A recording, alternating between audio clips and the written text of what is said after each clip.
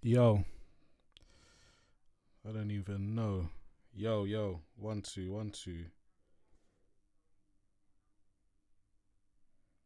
Okay. Live. I'm live in the place. Good evening. What's going on? 0800 Yo fam at What's Good, What's Poppin'. A little late night stream. Obviously the podcast is out tomorrow, so I record it on a Wednesday evening. So this is going to be the second live broadcast of the 0800 Yo fam Whatever In It podcast. And this time, or this episode, I've kind of got a script because it's a lot of stuff.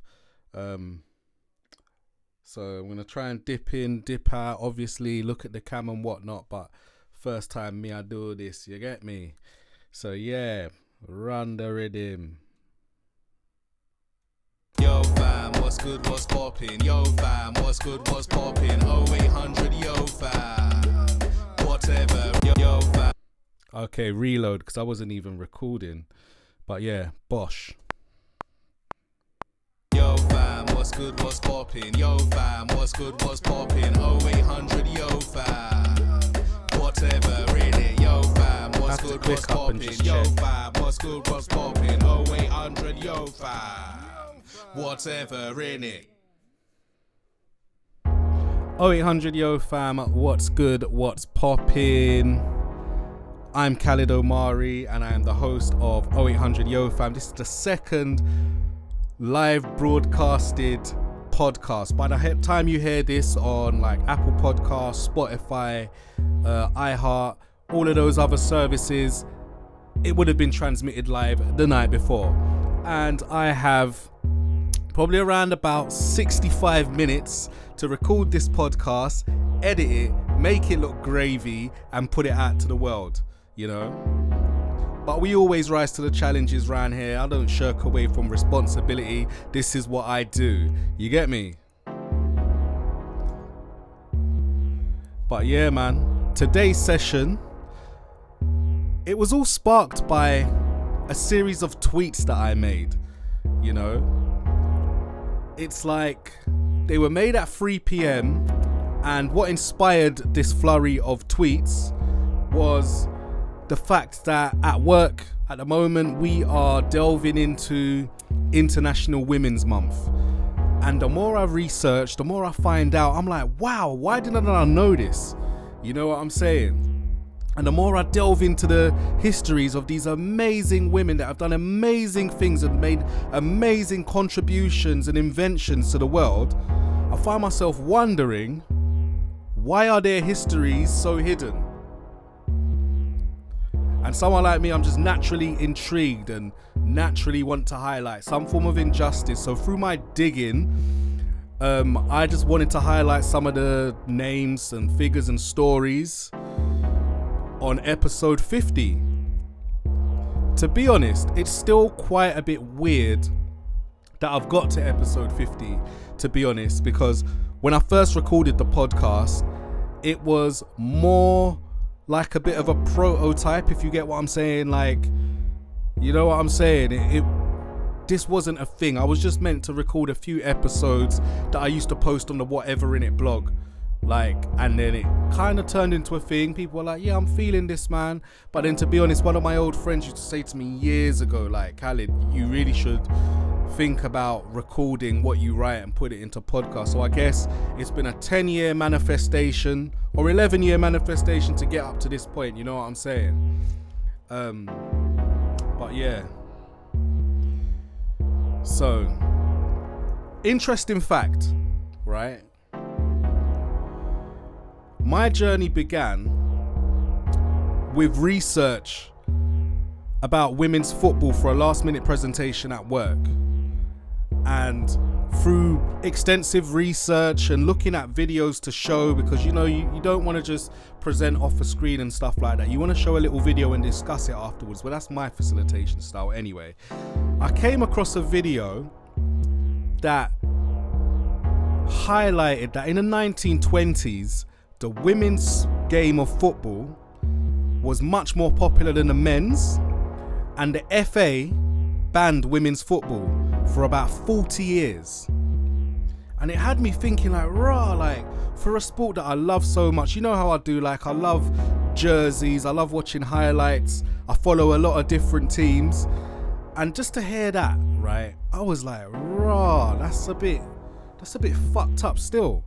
And it made me think, imagine if they didn't cancel the women's game or put it on hold, where would women's sports be right now?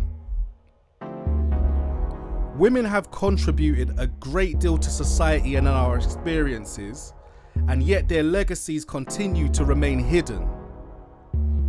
Imagine how many women would have linked up and innovated if historically they weren't silenced by men. The technology sector owes so much to women pioneers of technology and coding, yet their histories and legacies remain hidden. Why is that? We all owe it to ourselves to learn and research more, share and celebrate what we've discovered, and support our young women growing up to see themselves represented in industries that are traditionally viewed as male dominated. It's a fact. So the first female that I would like to highlight is Ada Lovelace, born on the 10th of December 1815. She was an English mathematician and writer, chiefly known for her work on Charles Babbage's proposed mechanical general purpose computer, the analytical engine. She was the first to recognize that the machine had applications beyond pure calculation, and to have published the first algorithm intended to be carried out by such a machine.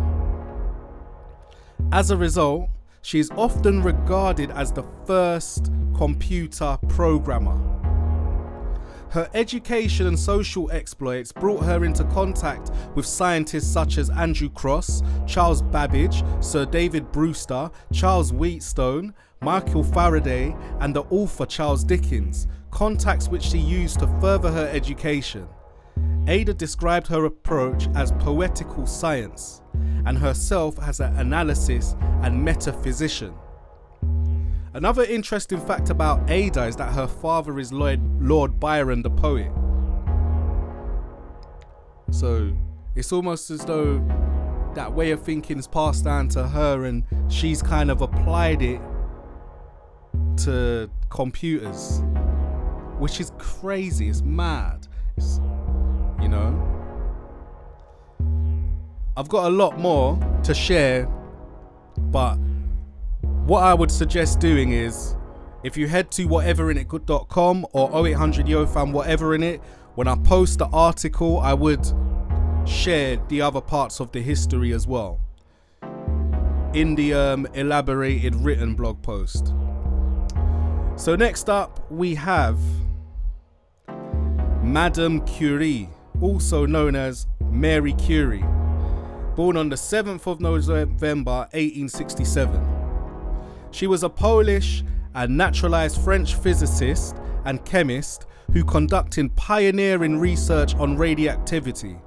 As the first of the Curie family legacy of 5 Nobel Prizes, she was the first woman to win a Nobel Prize, the first and only woman to win the Nobel Prize twice, and the only person to win the Nobel Prize in 2 scientific fields. She was the first woman to become a professor at the University of Paris in 1906.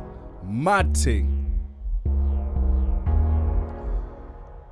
We're going to move on to Hedy Lamarr, born on November the 9th, 1914. She was an Austrian-born American actress, inventor, and film producer. She appeared in 30 films over a 28-year career and co-invented an early version of frequency hopping spread spectrum communication for torpedo guidance. And that translates into Wi-Fi as well. She was a pioneer of Wi-Fi.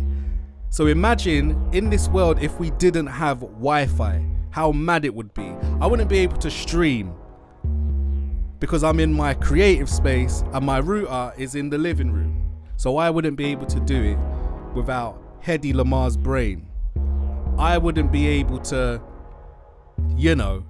probably use OBS, use these computers and technologies without someone like Ada Lovelace's forward thinking into how computing or the tools at their disposal, what they was invented, can be applied to everyday situations, whereas man like Babbage and them ones were in a power race, Next up we have Katherine Johnson, born August 26, 1918. That's one day after my birthday, so big up Katherine, Virgo crew. Boop, boop.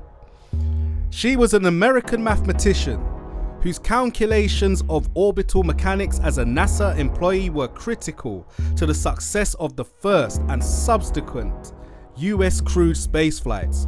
During her 35-year career at NASA and its predecessor, she earned a reputation for mastering complex manual calculations and helped pioneer the use of computers to perform the task. The space agency noted her historical role as one of the first African American women to work as a NASA scientist. She's flying the flag. And think about it like this. She was not only, judged and deprived of a lot of opportunities that she had to fight for and kick down doors for based on the colour of her skin, but also she suffered prejudice as a result of her gender. So maximum respect. Big up Katherine Johnson. You know what I'm saying? In 2015, President Barack Obama awarded Johnson the Presidential Medal of Freedom. And if you haven't seen the film Hidden Figures, I'd suggest watching it because part of Katherine's story is featured in that film. And there's a book about Hidden Figures as well.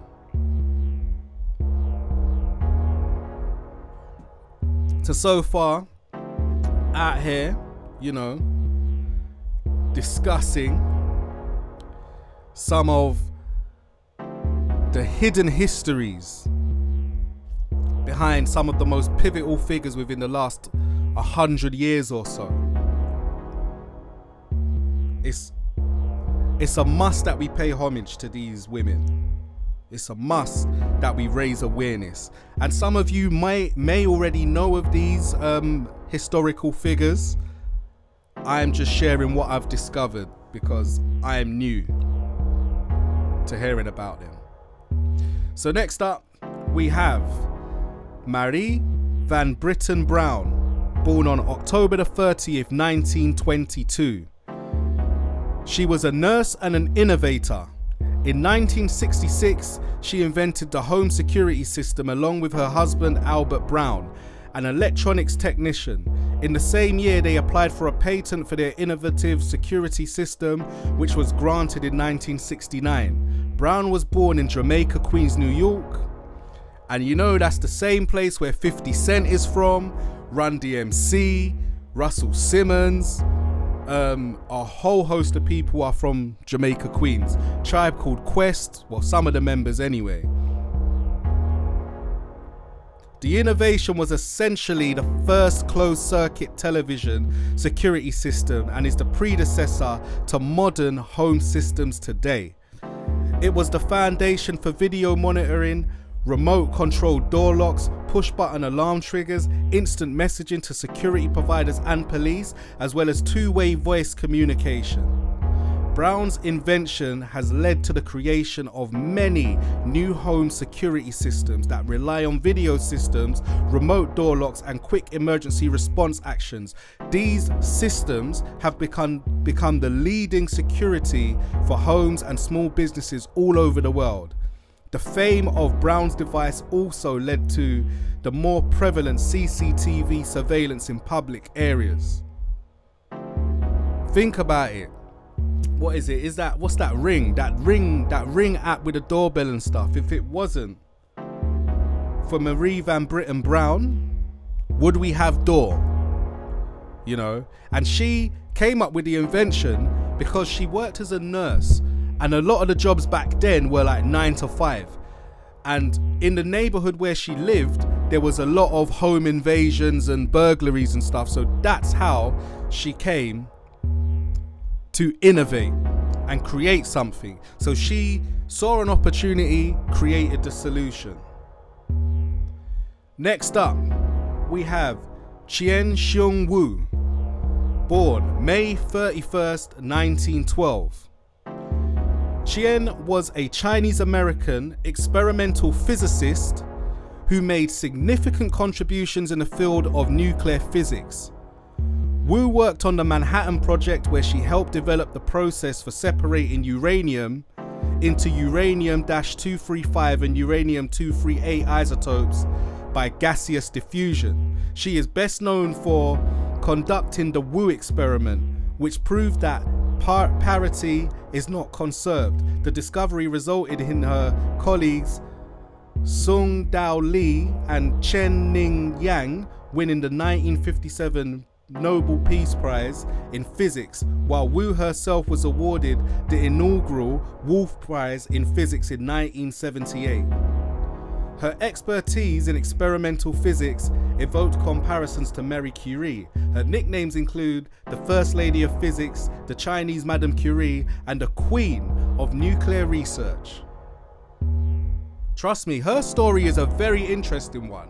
Very, very interesting. It's like later on in her life, she protested and and became an activist against kind of placing Taiwanese professors and lecturers in jail unfairly. So yeah, she's definitely standing up for what she believes in and the rights of her people. So fully rate that. The next one, I read her story and it's sad, man. It's sad. That's why we have to change the narrative. That's why we have to research and share, because some people can innovate and go their whole lifetimes without even being recognized. It's mad. You know? Elizabeth Friedman, born August 26, 1892. Again, one day after my birthday. Big up Elizabeth, innit? Widely known as America's first female cryptanalyst.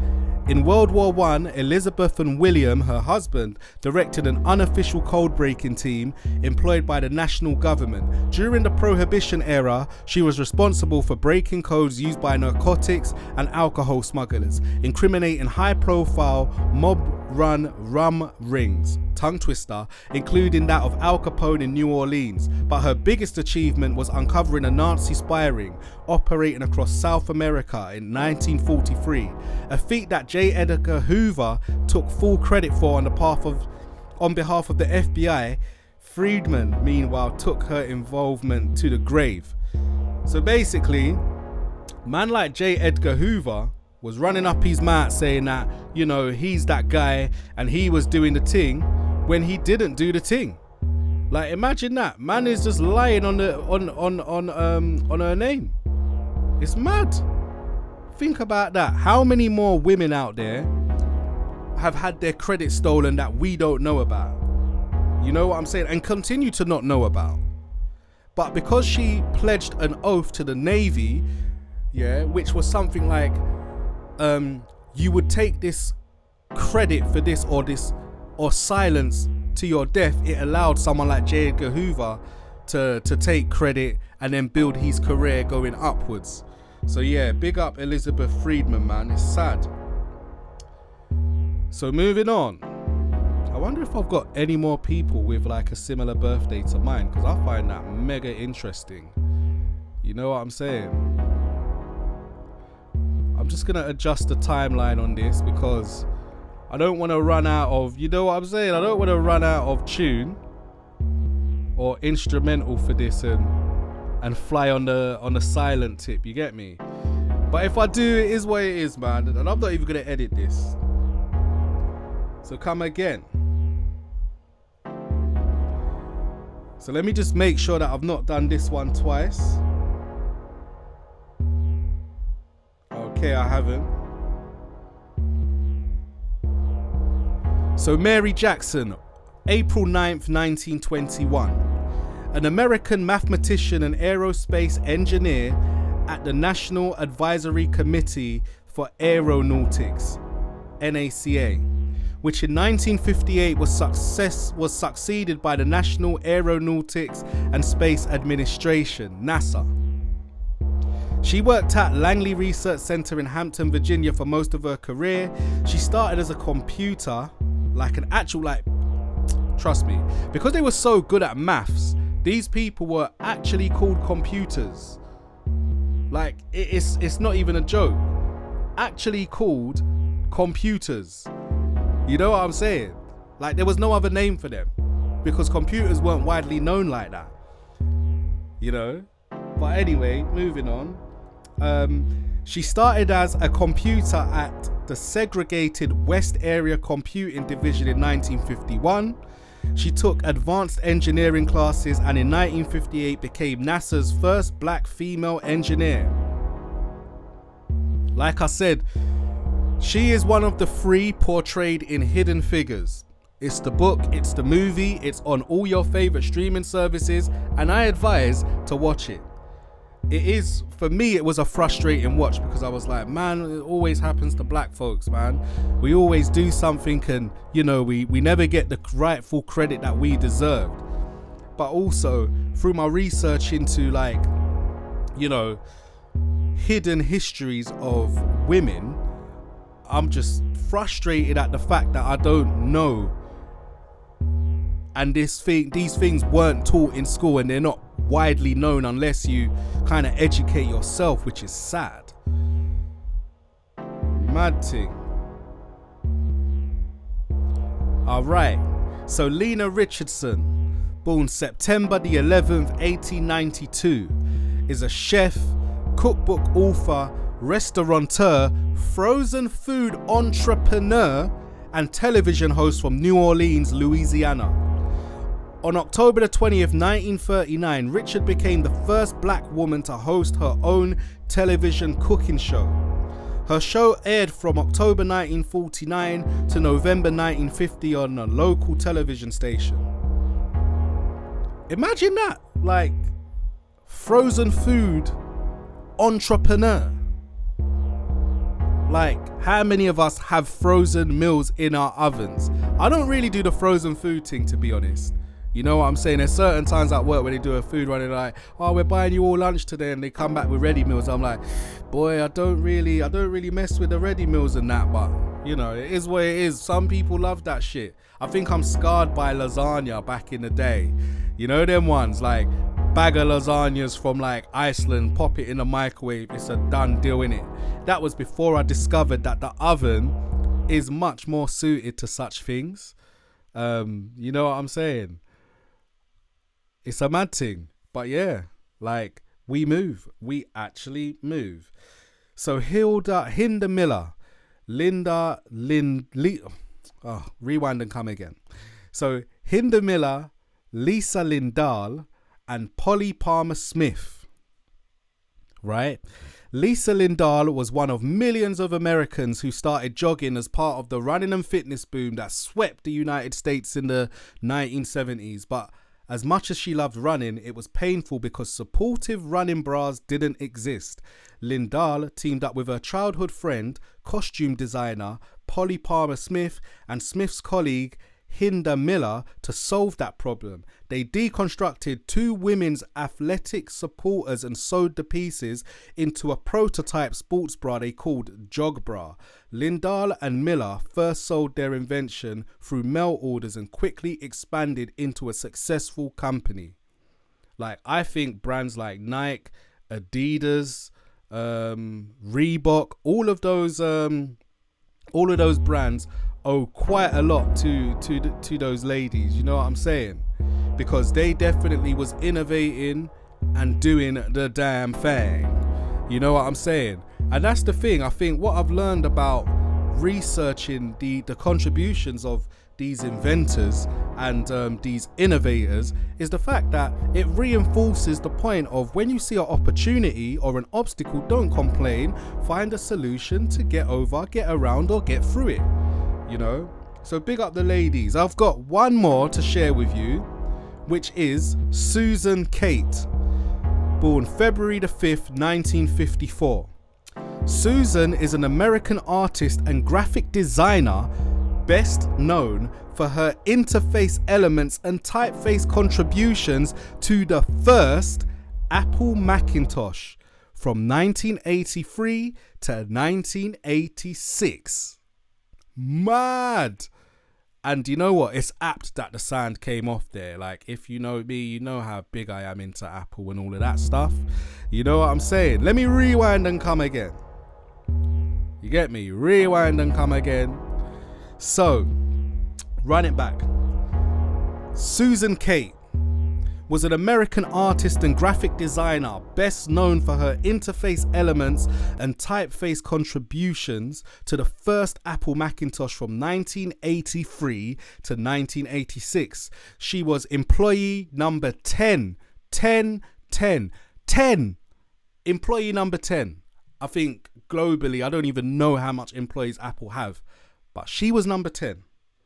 And creative director at Next, the company formed by Steve Jobs after he left Apple in 1985 before his return in the late 90s, early 2000s. She was a direct consultant for Microsoft, IBM, Sony Pictures and Facebook, and she is now an employee of Pinterest. As an early pioneer of pixel art and the graphical computer interface, she has been celebrated as one of the most significant technologists of the modern world. You know what? Let me do an iPad drop. Hope it don't drop. Is this even being recorded? I'll do an iPad drop. I'm gonna drop. Oh, I hope I ain't bracket. You know, that's a mad thing. I'm gonna stop this podcast right there on that point, because that is phenomenal. Like, you think about how iconic Macintoshes were when they first arrived. You know what I'm saying? And the fact is, when you read up about, getting excited. When you read up about Susan Kate's story, right? One of the most significant things is when she was hollered to like join the ting by her brethren, that was, I think he was head of design or something, right? She had no idea how to use computer for graphic design. She had no idea. But she's like, it's that thing that brings home the mantra of say yes to every opportunity. She said yes, right? I think she was living out in Philadelphia. She said yes, jumped on a plane to Cupertino, went to the library, got a couple books and started studying, put them in her bag just in case. When she went to the interview, it was a very green interview, like fresh and whatnot. When she went to the interview and someone wanted to challenge her, she could just bring out the books and be like, yo, I'm 30, I'm about this life. But I think the person who hollered at her, one of her old college buddies, to come down there for the interview because he had recommended her because she used to work with sculpture and stuff like that. I believe that he recommended that she go out, get a pad with the smallest graph paper squares, and that's how she constructed the icons and typefaces. And what she used as inspiration, right, was she used art history as her inspiration. She didn't look at computers, nothing. She looked at art history and thought, how can I make this so engaging? Like, it's mind-blowing, man. Like, it's actually sick. And these are the hidden histories that I'm saying that we need to know about, we need to share, and we need to keep spreading it. You know what I'm saying? Because more people need to know about it. You know what I'm saying? To be honest, if it wasn't for me digging into things such as, you know, women's football, and finding that video about the FA banning women's football because it was more popular than the men's game, like, I think I wouldn't be on this path of sharing this with you for episode 50. This has been a very special episode. Thank you for tuning into the stream. I haven't checked what it looks like. I'm not sure what the quality is. I haven't got a tab open for the chat features and all of that, just in case anyone is interacting with me and whatnot. You know, it's definitely frizzesh, as they say, or no one says that. I just say that, but it's definitely fresh. Just in case anyone is interacting. Oh, sick! It sounds sick and it looks sick. But you know what? I'm going to close out there. So 0800 Yo fam, what's good, what's popping? This is the Whatever In It podcast. I'm Khalid Omari at 0800 Yo fam, at Where Is KO. And you know what? You'll hear from me on Sunday. The episode will drop on Monday. This episode right here drops on all your podcast streaming services at 12 midnight. So I've pretty much got 40 minutes to do a cover, to upload and to schedule. Peace out. I'm gone. Thank you for being with me on this amazing journey into broadcasting it. And I'm sweating because I'm wearing a woolly hat in the house. The heater's on. But yeah, I'm gone. Peace.